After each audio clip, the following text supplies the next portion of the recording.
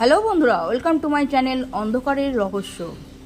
আজও তোমাদের জন্য নিয়ে হাজির হয়ে গেছি আরও একটি সত্য ভৌতিক ঘটনা নিয়ে। কিন্তু আজকে যে ঘটনাটি শোনাবে সে হলো আমার হাজব্যান্ড, কারণ আমার শরীরটা আজকে একটু খারাপ আছে। তো আমার হাজব্যান্ডের ভয়েসেই আজকে শোনো, এবং ঘটনাটা শুনে তোমাদের কেমন লাগছে অতি অবশ্যই কমেন্ট করে লিখে জানিও।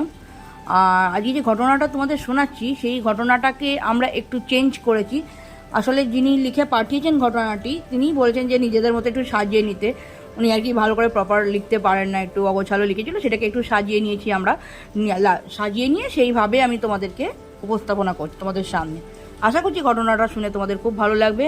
ভালো লাগলে বেশি বেশি করে লাইক করে দিয়ে বেশি বেশি করে শেয়ার করে দেবে ফ্রেন্ড ফ্যামিলির মধ্যে।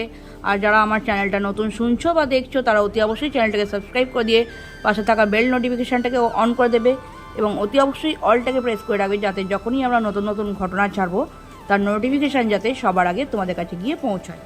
তো চলো আর বেশি কথা বাড়াচ্ছি না, সোজা ঘটনায় চলে যাচ্ছি। এই ঘটনাটি ঘটেছিল প্রায় 12 বছর আগে। পুরী সমুদ্রের ধারে শান্তিনিবাস নামের একটি পুরনো হোটেল।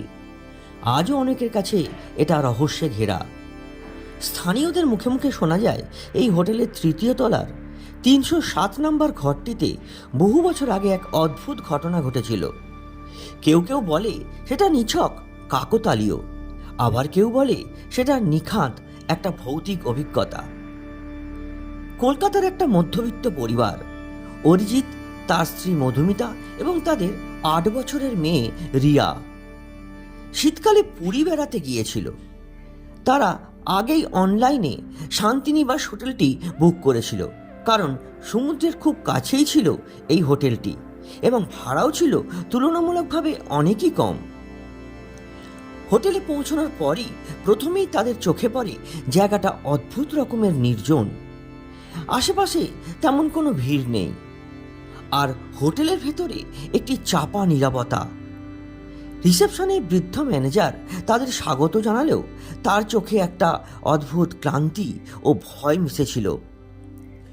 অরিজিৎ বুকিংয়ের কাগজ দেখালে ম্যানেজার একটু থেমে বলল, আপনাদের রুম 307, কিন্তু যদি চান তো নিচের তলায় আরেকটা রুম আছে। অরিজিৎ একটু অবাক হয়ে বলল, না না, সমস্যা কিসের, আমরা 307-এই থাকব। ম্যানেজার কিছুক্ষণ চুপ করে থেকে চাবিটা এগিয়ে দিল। ঠিক আছে, কোনো দরকার হলে আমাকে জানাবেন, ম্যানেজার বলল। তারা লিফটে করে তৃতীয় তলায় উঠল। করিডোরে ঢুকতেই মধুমিতা ফিসফিস করে বলল, তুমি কি কিছু খেয়াল করেছো? এখানে খুব ঠান্ডা লাগছে যে। অরিজিৎ হেসে বলল, সমুদ্রের ধারে তো, তাই ঠান্ডা লাগছে। কিন্তু রিয়া চুপচাপ ছিল। সে মায়ের হাত শক্ত করে ধরে রেখেছিল। রুম 307-এর দরজা খুলতেই তারা দেখল ঘরটা বেশ বড়, কিন্তু ভেতরে এক ধরনের স্যাঁতস্যাঁতে গন্ধ। জানলা খুলতেই সমুদ্রের হাওয়া ঢুকে পড়ল, কিন্তু গন্ধটা পুরোপুরি গেল না। সেদিন রাতে তারা ক্লান্ত হয়ে তাড়াতাড়ি ঘুমিয়ে পড়ল। রাত প্রায় 2টো। হঠাৎ মধুমিতার ঘুম ভেঙে গেল। সে শুনতে পেল বাথরুম থেকে জল পড়ার শব্দ, টুপ টুপ করে।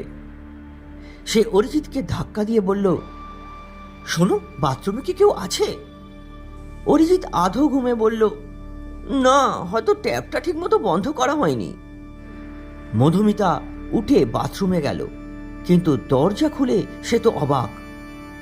ট্যাপ পুরো বন্ধ, কোথাও জল পড়ছে না। সে ফিরে এসে আবার শুয়ে পড়ল, কিন্তু তখনই আবার সেই শব্দ, টুপ টুপ করে জলের। এবার অরিজিৎ নিজেই উঠে গেল। বাথরুমে গিয়ে দেখল মেঝেতে জল জমে আছে, যেন কেউ সবে স্নান করে বেরিয়েছে, কিন্তু ঘরে তো তারা ছাড়া আর কেউ নেই। পরের দিন সকালে তারা বিষয়টা নিয়ে খুব একটা ভাবেনি। ভেবেছিল হয়তো প্লাম্বিংয়ের সমস্যা। কিন্তু আসল ঘটনা শুরু হলো দ্বিতীয় রাত থেকে। সেই রাতে রিয়া হঠাৎ কেঁদে উঠে বলল, মা, ওই আন্টিটা কে? মধুমিতা চমকে উঠে বলল, কোন আন্টি? রিয়া দরজার দিকে আঙুল দেখিয়ে বলল, ওই যে দাঁড়িয়ে আছে লাল শাড়ি পরে। অরিজিৎ তাড়াতাড়ি দরজার দিকে তাকালো, কিন্তু সেখানে কেউ নেই। সে রিয়াকে শান্ত করে আবার শুইয়ে দিল, কিন্তু মধুমিতার সারা গা কাঁটা দিয়ে উঠল। রাত 3টের দিকে হঠাৎ দরজায় ধীরে ধীরে টোকা পড়ল। অরিজিৎ জিজ্ঞেস করল, কে? কোনো উত্তর নেই। সে দরজা খুলতেই দেখল করিডোর পুরো ফাঁকা, শুধু দূরে একটা জানলা খোলা, আর সেখান দিয়ে কুয়াশা ঢুকছে। দরজা বন্ধ করে ঘুরতেই সে দেখল মধুমিতা বিছানার ওপর স্থির হয়ে বসে তাকিয়ে আছে। কি হলো? অরিজিৎ জিজ্ঞেস করল। মধুমিতা কাঁপা কাঁপা গলায় বলল, তুমি যখন দরজা খুলতে গেলে তখন রিয়ার পাশে কেউ বসেছিল। অরিজিৎ দ্রুত বিছানার দিকে তাকালো। রিয়া ঘুমে আচ্ছন্ন, কিন্তু তার চুলগুলো যেন হালকা করে ভেজা, যেন কেউ স্পর্শ করেছে এক্ষুনি। তৃতীয় দিন সকালে তারা ম্যানেজারের কাছে গিয়ে সব বলল। ম্যানেজার দীর্ঘশ্বাস ফেলে বলল, আমি তো আগেই বলেছিলাম স্যার, ওই ঘরটা এড়িয়ে চলাই ভালো। অরিজিৎ রেগে গিয়ে বলল, কেন, কি হয়েছে ওই ঘরে? ম্যানেজার কিছুক্ষণ চুপ থেকে বলল, প্রায় 15 বছর আগে এক নববিবাহিতা মহিলা তার স্বামীর সঙ্গে এখানে এসেছিলেন। এক রাতে হঠাৎ স্বামীটি নিখোঁজ হয়ে যায়। পরে তার মৃতদেহ সমুদ্রের ধারে পাওয়া যায়, আর সেই মহিলা 307 নম্বর ঘরের বাথরুমে গলায় দড়ি দেয়। তখন থেকেই নাকি মাঝে মাঝে তাকে দেখা যায় এখানে লাল শাড়ি পরে ভেজা চুলে। মধুমিতা আতঙ্কে বলল, আমরা আজই রুম ছাড়ব। কিন্তু সেদিন রাতটা ছিল তাদের শেষ রাত, কারণ পরের দিন ছিল তাদের ট্রেন।